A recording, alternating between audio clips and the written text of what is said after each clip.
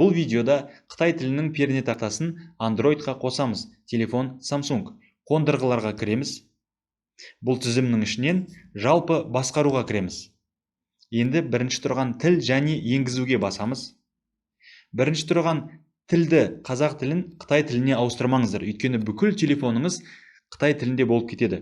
Оның астындағы әдепкі пернетақта Samsung пернетақтасы деп тұр.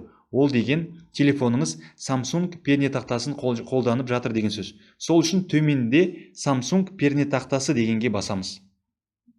Бұл жерде бірінші тұрған тілдер мен түрлеріне басамыз.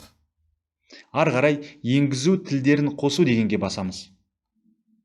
Енді бұл тізімнің ішінен Қытай тілін таңдаймыз.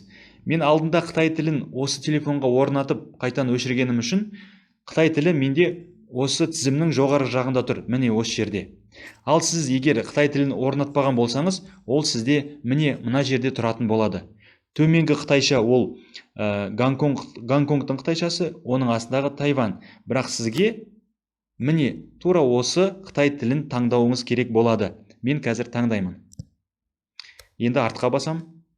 Міне осылай өте оңай, тез жолмен Қытай тілінің пернетақтасын Android-қа қостым. Телефон Samsung. Назарларыңызға рахмет.